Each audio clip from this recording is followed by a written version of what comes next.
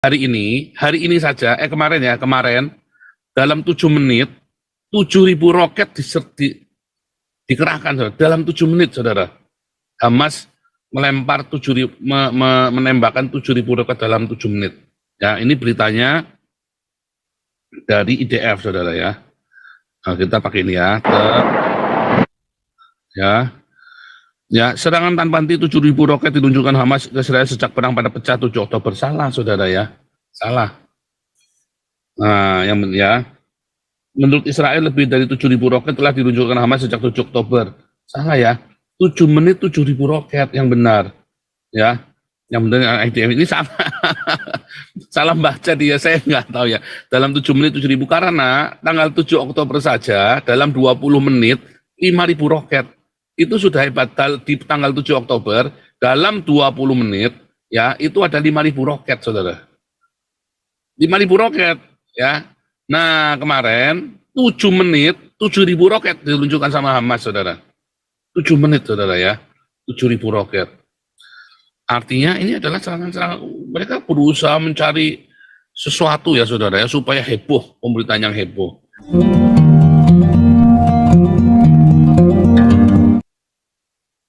Serem ya, saudara ya. Nah, saudara, kita balik lagi ya, saudara ya. Di hari-hari ini ya banyak informasi-informasi di Indonesia yang tidak bertanggung jawab, saudara ya. Informasi-informasi yang sangat keliru, informasi-informasi yang sangat konyol, yang membuat Anda disesatkan, ya. Tapi saya bersyukur ya beberapa teman kompak memviralkan channel ini dan juga menjawab ya. Sekarang kalau Anda lihat, sebentar ya, siapa nih yang stop share screen-nya? Jangan diganggu ya share screen-nya, karena saya masih share screen ya. Ya, jadi judul, kamu apa jadi lupa tadi, karena ini saudara ya. Kalau kita buka Tribun ya, Tribun Indonesia, berita-beritanya saudara ya, 150.000 rudal Hizbullah siap serbu wilayah Israel, Al-Qassam keroyok dengan serangan. Aduh, serem saudara ya. Yang begitu-begitu ya. Hizbullah ngamuk, udara Israel jebol. Markas besar Zionis dihujani mortir artileri. Ya, Hamas luncurkan 7.000 roket ini tadi ya. Tadi saya mau kasih judulnya ini sebetulnya ya. Dalam 7 menit, saudara ya. Sebenarnya salah, saudara ya. Ini ya, serangan tanpa henti 7.000 roket diluncurkan Hamas sejak perang pecah pada 7 Oktober. Enggak, saudara ya. Ini beritanya salah. Yang benar, hari ini saja, kemarin, dalam 7 menit, 7.000 roket dikerahkan, saudara. Dalam 7 menit, saudara. Hamas melempar menembakkan 7.000 roket dalam 7 menit. Ya, ini beritanya dari IDF, saudara ya. Nah, kita pakai ini ya. Ya, serangan tanpa henti 7.000 roket diluncurkan Hamas ke Israel sejak perang pada pecah 7 Oktober. Salah, saudara ya. Salah. Nah, menurut Israel lebih dari 7.000 roket telah diluncurkan Hamas sejak 7 Oktober. Salah ya. 7 menit 7.000 roket yang benar. Ya. Yang benar IDF ini salah. Salah baca dia, saya nggak tahu ya. Dalam 7 menit 7.000 karena tanggal 7 Oktober saja dalam 20 menit 5.000 roket. Itu sudah hebat. Di tanggal 7 Oktober dalam 20 menit ya itu ada 5.000 roket, saudara. 5.000 roket ya. Nah, kemarin 7 menit 7.000 roket diluncurkan sama Hamas, saudara. 7 menit, saudara ya. 7.000 roket. Artinya ini adalah serangan-serangan, mereka berusaha mencari sesuatu ya, saudara ya, supaya heboh, pemberitaan yang heboh. Tapi ya, kayak tadi jebol perawan ini ya. Ini ya, Hizbullah ngamuk, udara Israel jebol. Kekuatan Hizbullah diakui dunia, roket dan drone canggihnya bisa jebol pertahanan udara.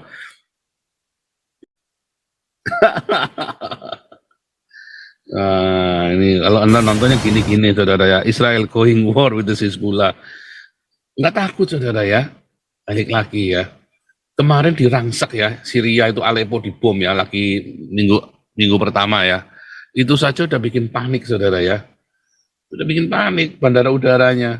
Ini apalagi kalau Hizbullah diserang, saudara ya, Libanonnya.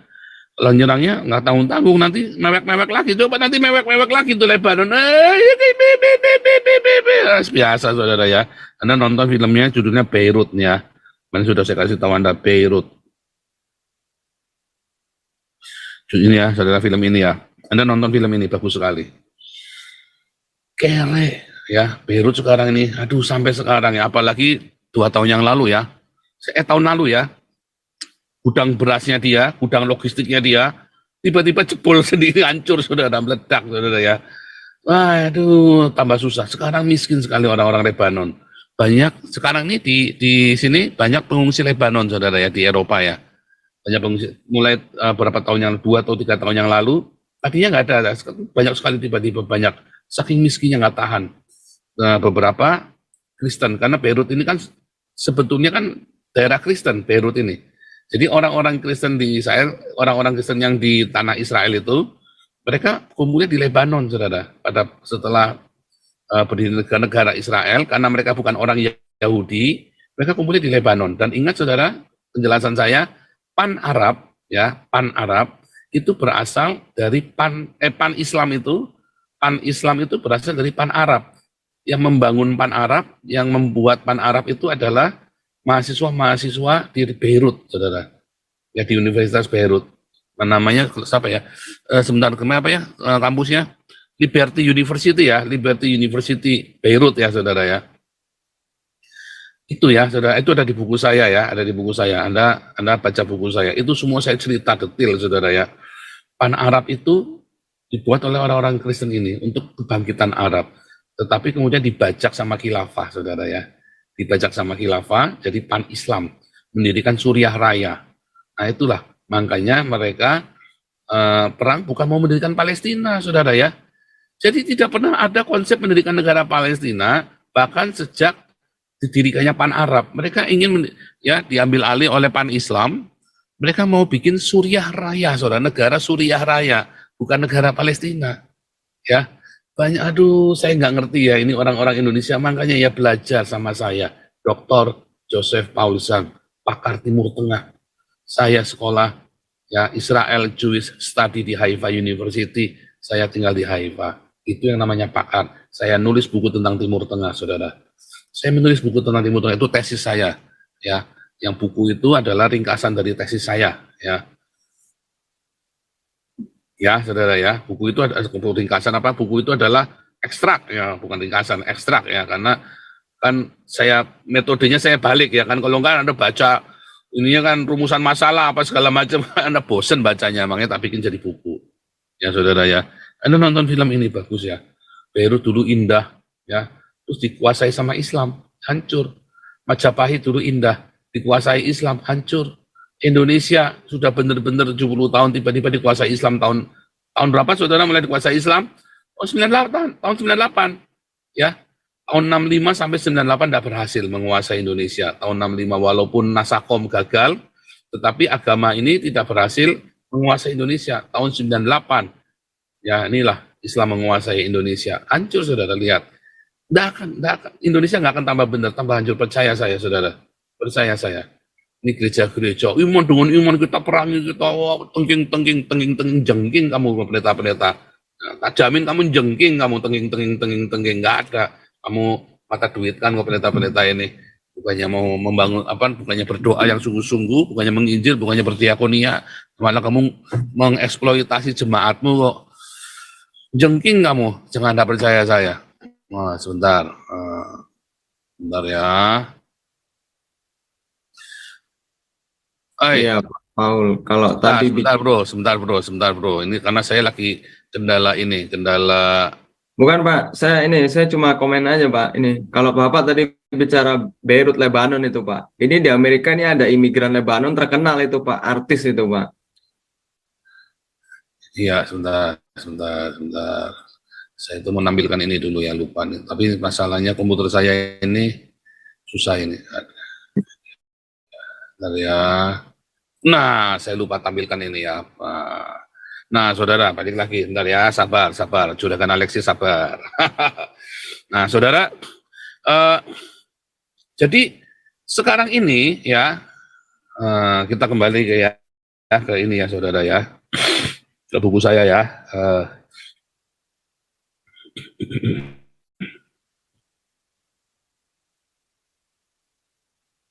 Halaman 90, bukan ya, enggak ya.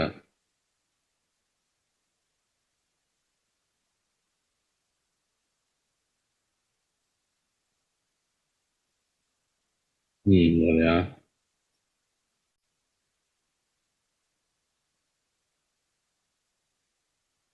Pan Arab.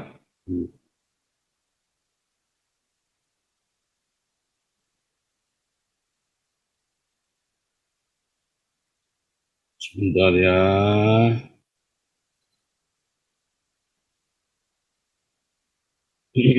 Mana ini ya?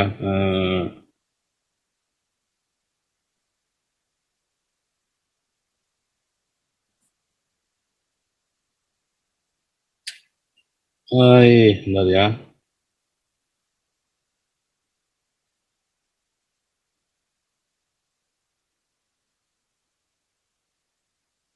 Nah ini ya. Ya, ini ada di halaman 97 buku saya, saudara ya. Arab, ya, kebangkitan Arab, sebut dengan nasionalisme Arab, dibangkitkan oleh para pengajar dan misionaris Amerika di keras Partai Nasionalis Arab, didirikan 5 orang mahasiswa American University, American University, ya, di Beirut tahun 1875, ya, saudara ya.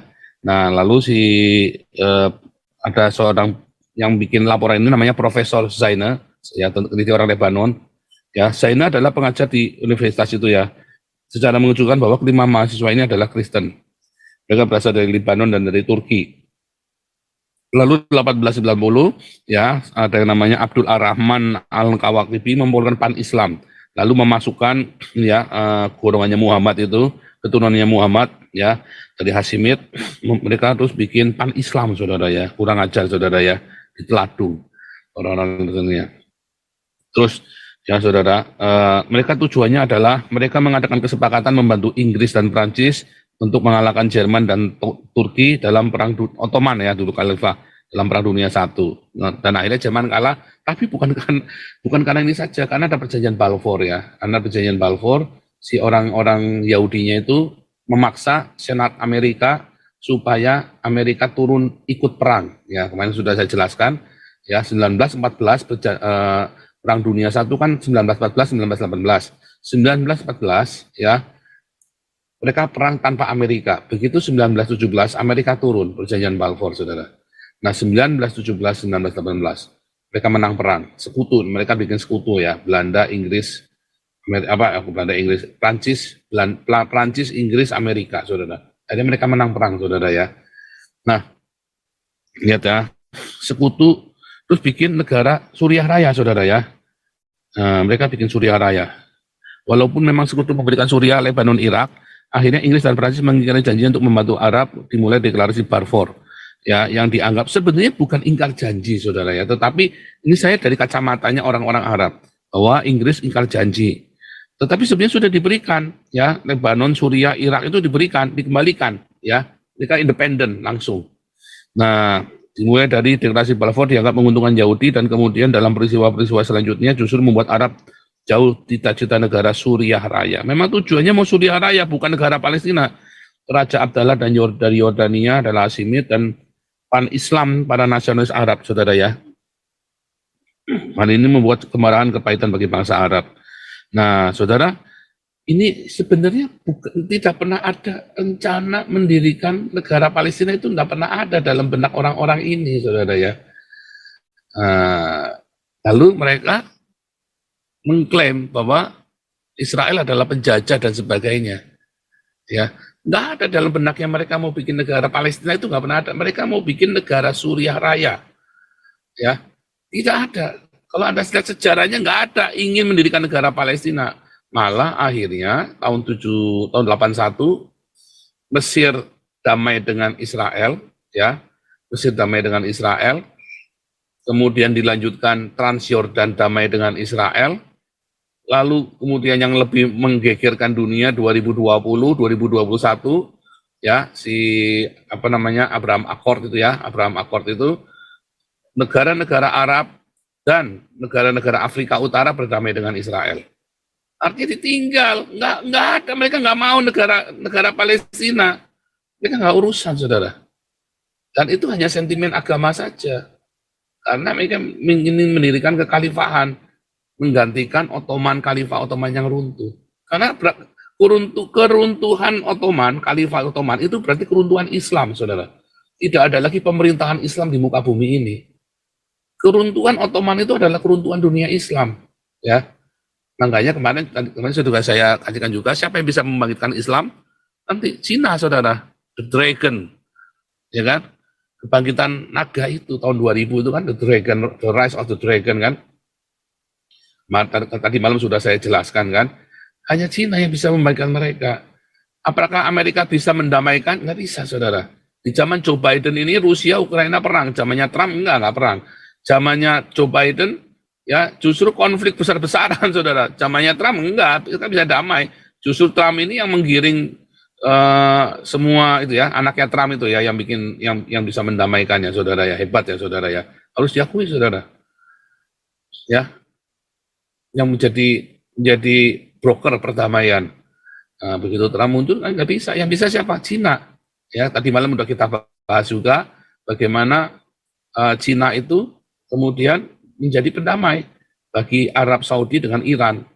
Karena dengan Iran mereka punya kerjasama pertahanan militer, dengan Arab Saudi kerjasama ekonomi.